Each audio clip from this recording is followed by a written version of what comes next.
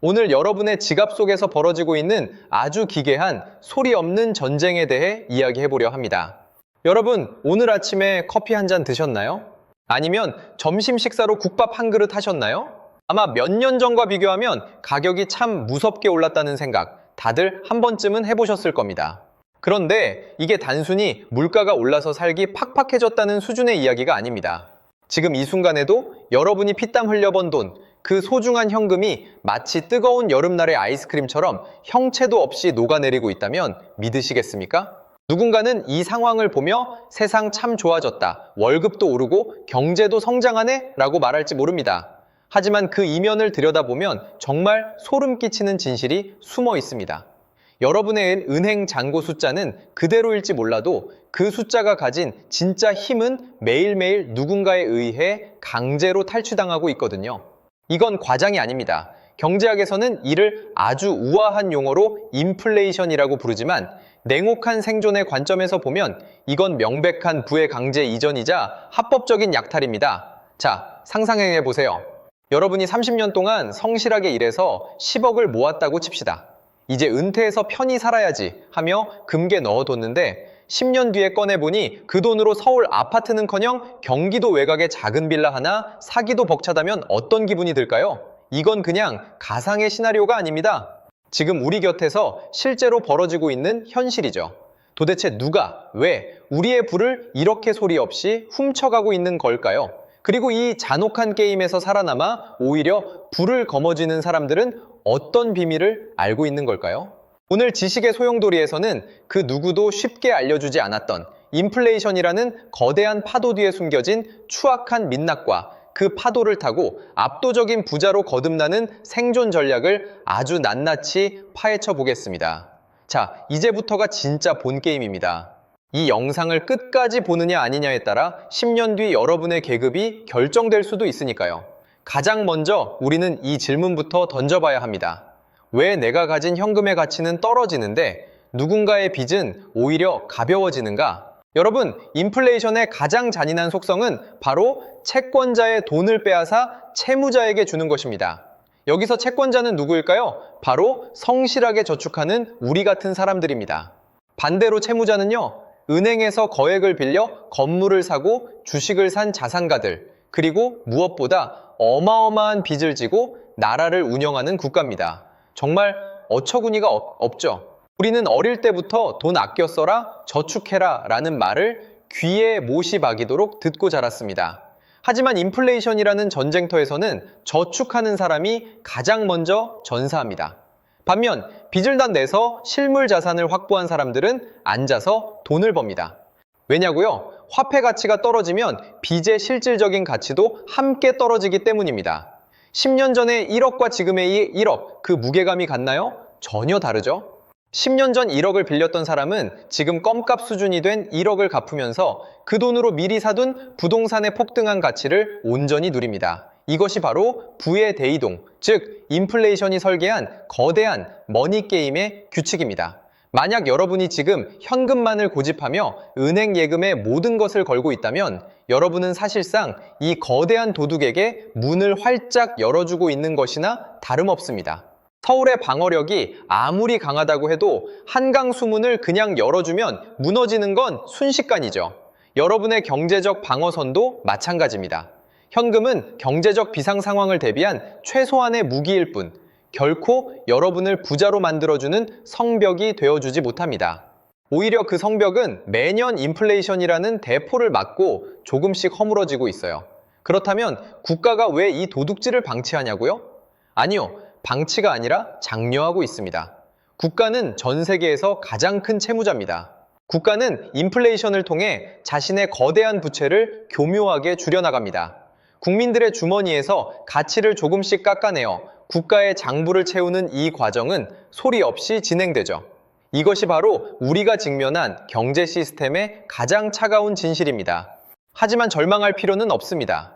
규칙을 아는 사람들에게 인플레이션은 약탈이 아니라 부를 폭발적으로 키울 수 있는 가장 강력한 엔진이 되어주니까요. 지금부터는 여러분의 현금을 진짜 가치가 있는 자산으로 바꾸는 구체적인 로드맵을 그려보겠습니다.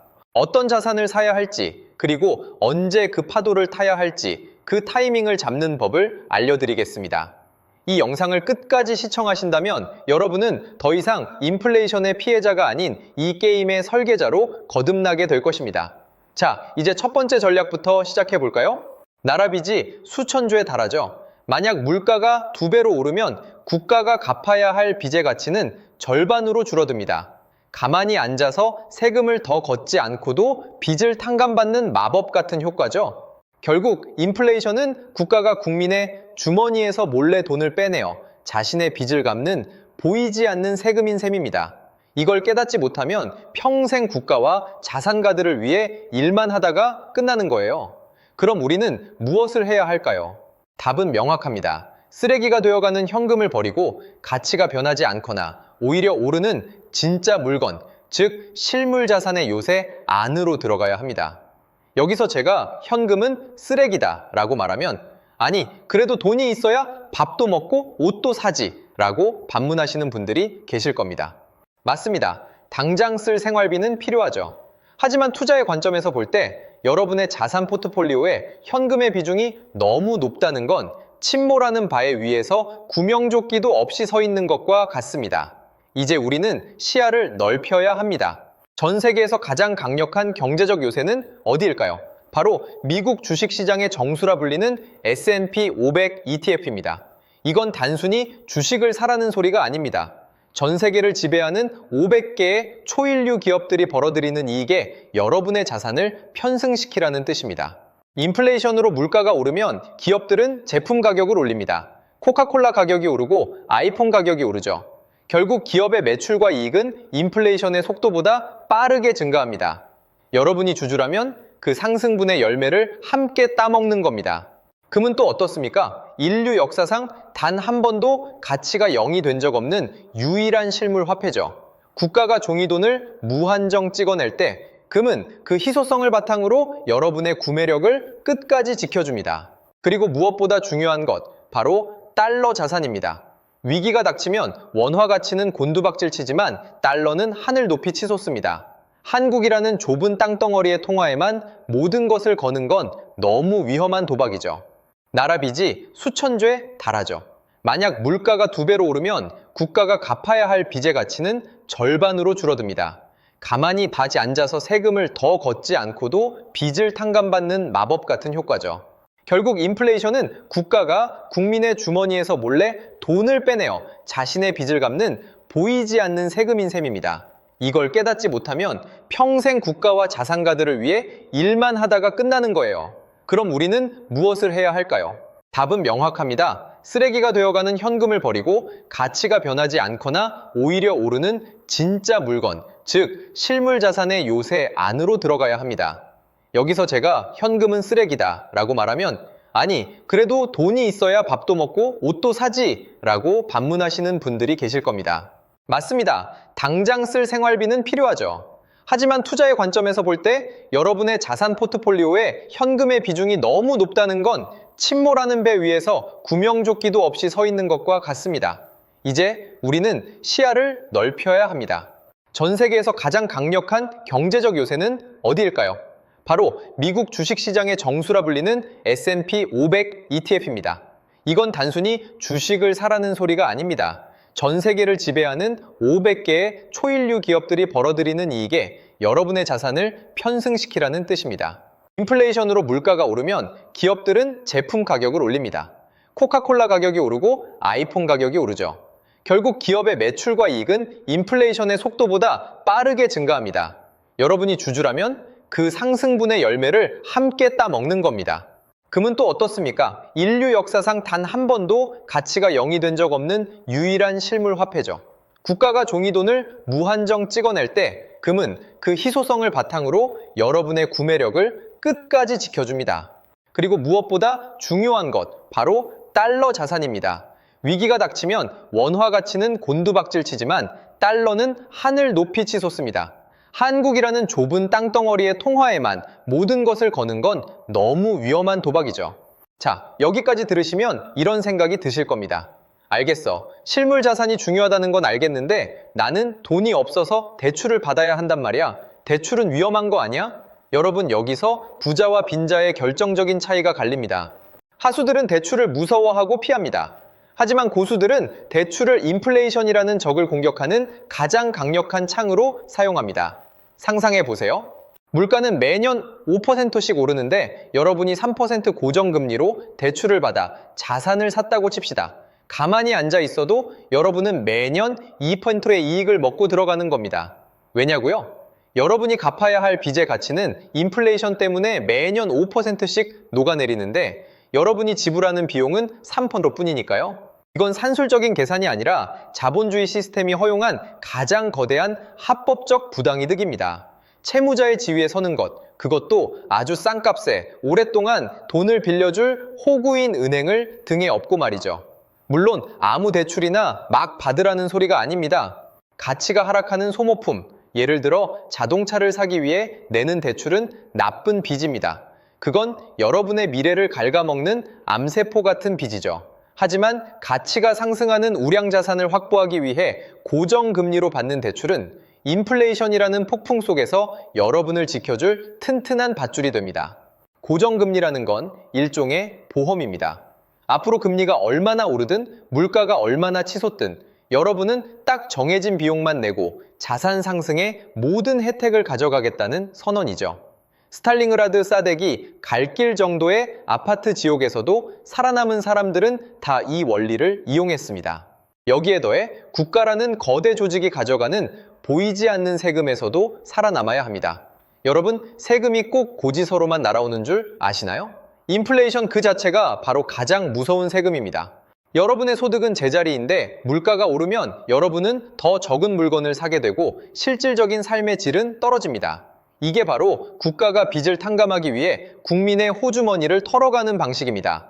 그래서 우리는 절세 전략이라는 성벽을 더 높게 쌓아야 합니다. 이사 계좌 같은 비과세, 저율과세 혜택을 주는 계좌를 최대한 활용하세요. 에이, 그거 얼마나 된다고? 라고 생각하시나요? 복리의 마법과 절세의 시너지를 무시하지 마세요. 10년, 20년 뒤의 그 차이는 여러분의 노후를 천국으로 만드느냐, 지옥으로 만드느냐를 결정지을 만큼 거대해질 겁니다. 국가가 여기 구멍이 있으니 이리로 피하세요 라고 만들어둔 유일한 탈출구를 외면하지 마세요. 그건 용기가 아니라 무지입니다. 자, 이제 오늘 이야기한 내용들을 한번 종합해 봅시다. 인플레이션은 결코 피할 수 없는 자연현상이 아닙니다. 그것은 누군가의 주머니에서 다른 누군가의 주머니로 불을 옮기기 위해 정교하게 설계된 시스템입니다. 여러분이 현금이라는 낡은 돛담배에 몸을 맡기고 있다면 인플레이션이라는 거대한 파도는 여러분을 삼켜버릴 겁니다. 하지만 여러분이 실물 자산이라는 튼튼한 항공모함으로 갈아타고 고정금리라는 강력한 엔진을 장착한다면 그 파도는 오히려 여러분을 목적지까지 더 빠르게 데려다주는 원동력이 될 것입니다. 정말 소름 끼치는 사실 하나 알려드릴까요? 역사적으로 거대한 인플레이션이 발생했을 때 중산층은 몰락하고 서민은 빈곤층으로 전락했지만 시스템의 원리를 이해한 소수의 사람들은 단 한 번의 기회로 가문을 일으키는 불을 쌓았습니다. 6.25 전쟁 직후의 혼란이 70년대 오일 쇼크, 그리고 최근에 팬데믹 이후 찾아온 유동성 파티까지. 역사는 반복됩니다. 다만 주인공만 바뀔 뿐이죠. 여러분은 이번 장의 주인공이 되고 싶으신가요? 아니면 희생양이 되고 싶으신가요? 나는 돈에 관심 없어. 나는 소박하게 살 거야. 라는 말은 인플레이션 앞에서는 무기력한 변명일 뿐입니다. 여러분의 소박한 꿈을 지키기 위해서라도, 여러분의 소중한 가족을 지키기 위해서라도 경제적 문맹에서 벗어나야 합니다. 서울로 치면 그냥 좁은 개천 수준인 여러분의 월급만 믿고 있다가는 언제 들이닥칠지 모르는 인플레이션의 홍수에 모든 것이 떠내려갈 수 있습니다. 지금 당장 여러분의 자산 현황을 점검해 보세요. 현금 비중이 너무 높지는 않은지, 가치가 떨어지는 자산에 빚을 쓰고 있지는 않은지, 국가가 주는 절세 혜택을 놓치고 있지는 않은지 말입니다. 하나하나 고쳐나가면 됩니다. 거창한 시작이 아니어도 좋습니다. 미국 주식 한 주, 금 한 돈부터 시작해 보세요. 그 작은 변화가 여러분의 미래를 바꾸는 첫걸음이 될 것입니다. 자, 오늘 준비한 이야기는 여기까지입니다. 정말 긴 여정이었죠? 하지만 이 깊이 있는 서사를 끝까지 함께 하신 여러분은 이미 상위 1%의 경제적 마인드셋을 갖추기 시작하신 겁니다. 누군가는 지루하다며 1분 만에 껐을 이 이야기를 끝까지 들었다는 것 자체가 여러분이 변화할 준비가 되었다는 증거니까요. 세상은 아는 만큼 보이고 보이는 만큼 가져갈 수 있는 곳입니다. 특히 돈의 세계는 더더욱 냉혹하죠. 하지만 두려워하지 마세요. 우리 지식의 소용돌이가 여러분의 든든한 등대가 되어 드릴 테니까요. 오늘 이 영상이 여러분의 경제적 자유를 향한 길에 작은 영감이 되었기를 진심으로 바랍니다. 만약 오늘 이야기가 조금이라도 도움이 되셨다면, 그리고 앞으로도 이런 깊이 있는 지식 스토리텔링을 계속 듣고 싶으시다면 구독과 좋아요, 그리고 알림 설정까지 꼭 부탁드립니다. 여러분의 클릭 한 번이 저희 채널이 더 가치 있는 정보를 발굴해내는데 정말 큰 힘이 됩니다. 다음 영상에서는 또 어떤 흥미롭고 충격적인 진실들이 우리를 기다리고 있을까요?